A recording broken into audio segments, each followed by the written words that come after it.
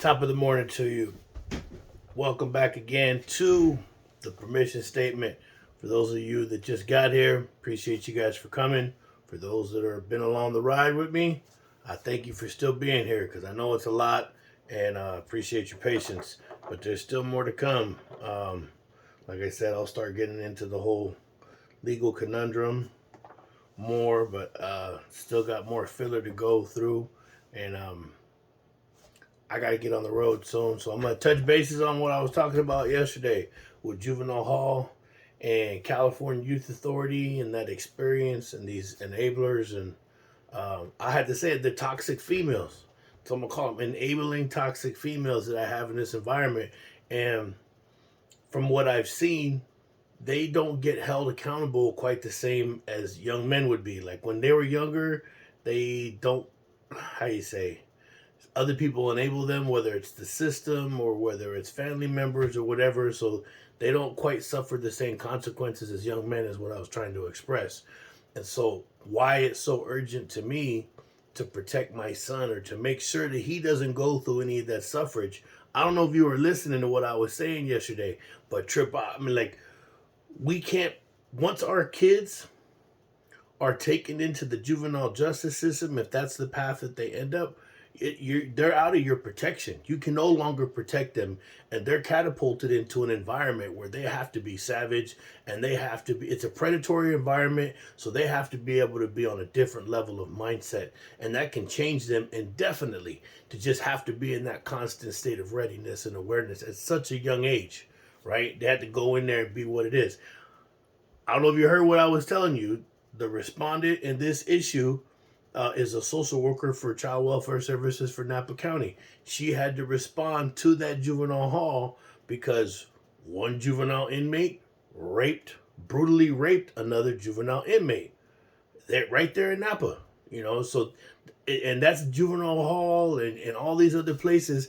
Imagine whatever child that was did whatever they did or is dealing with whatever they dealt with. Now they went into an environment where that kid was raped brutally by this other kid. How fucked up is that, right? And so somebody's parent had no control or protection because now they're in a system. What's important is to prevent them from getting in there by all means and any means necessary.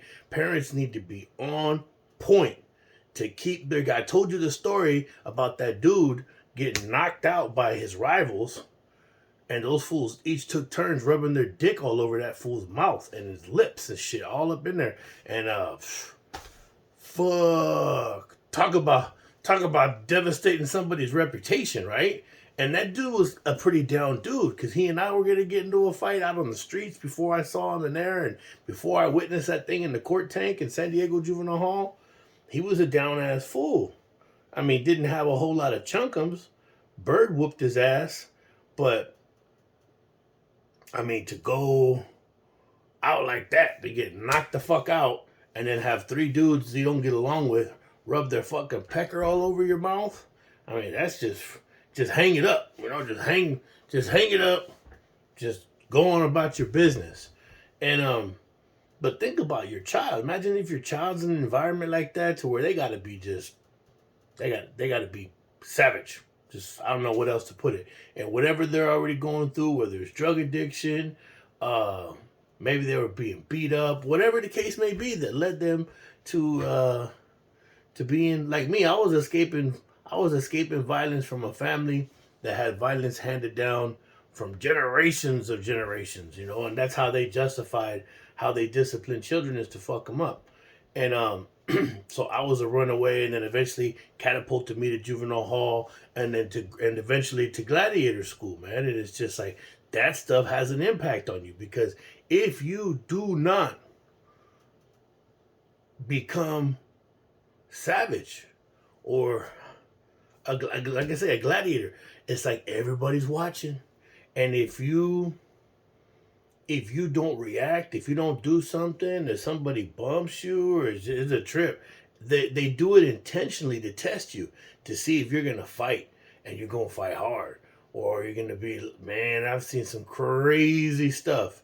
And So having had that life experience, I don't want my son to go through that, man. To where you just because I was knocking people out after that. It's like going to gladiator school.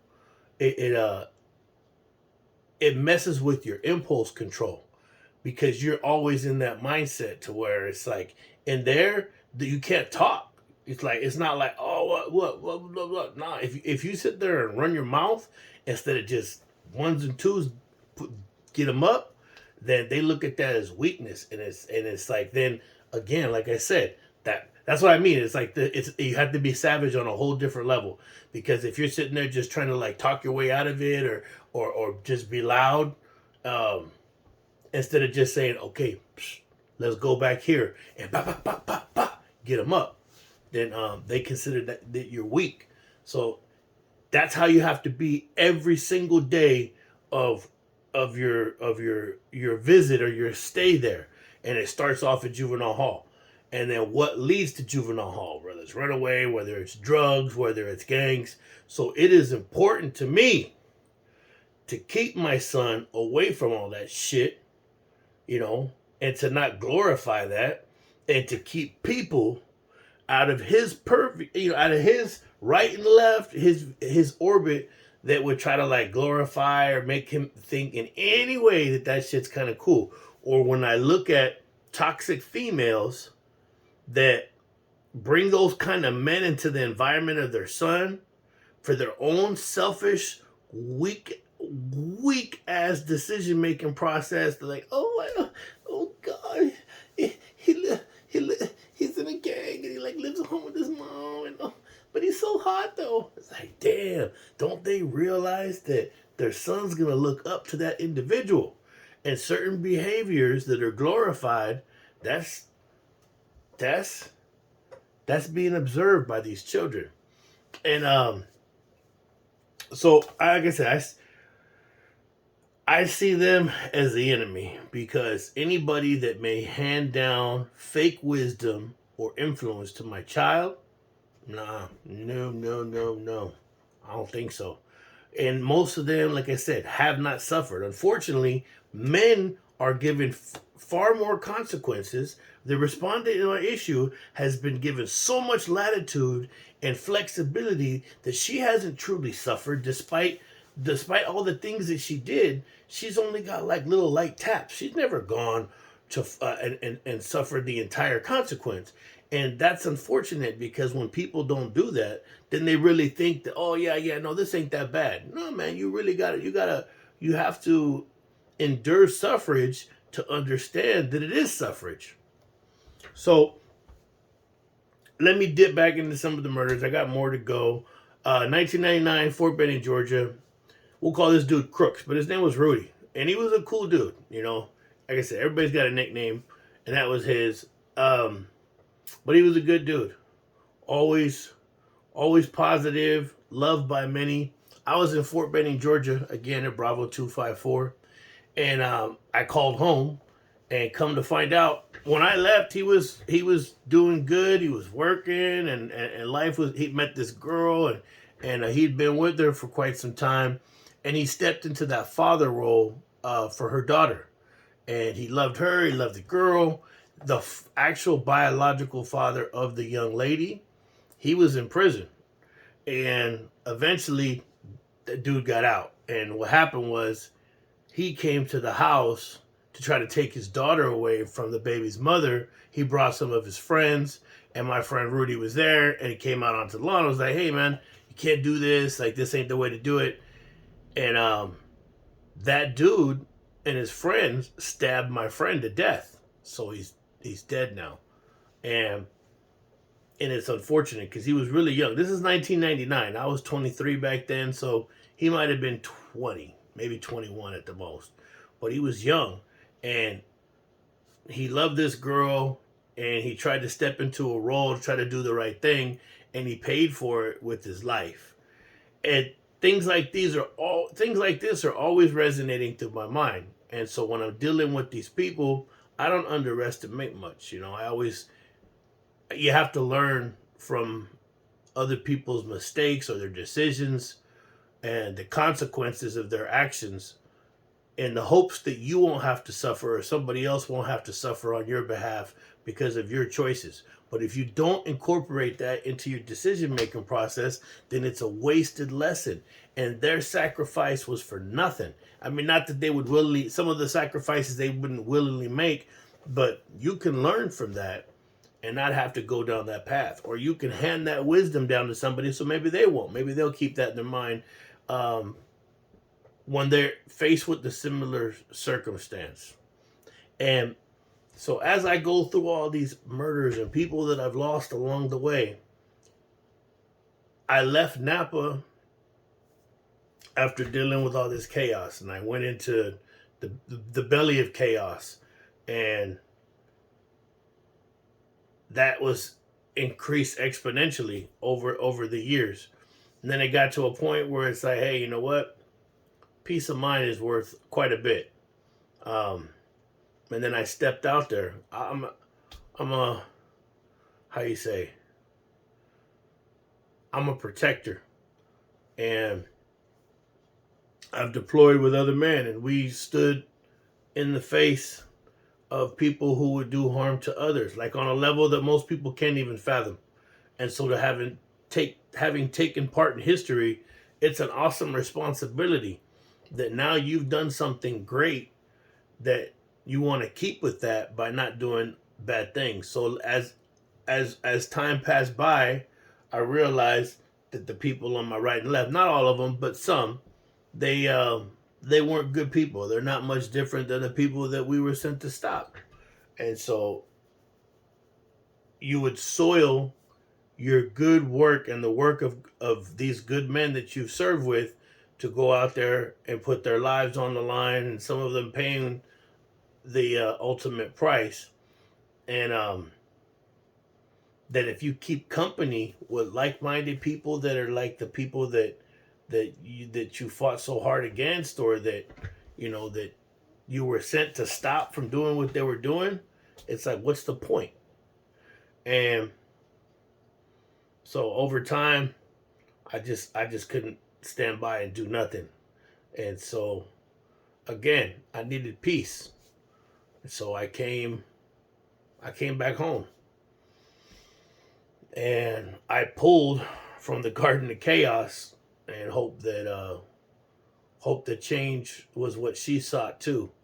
And once we have a son, the responsibility both her and I had, it's front and center.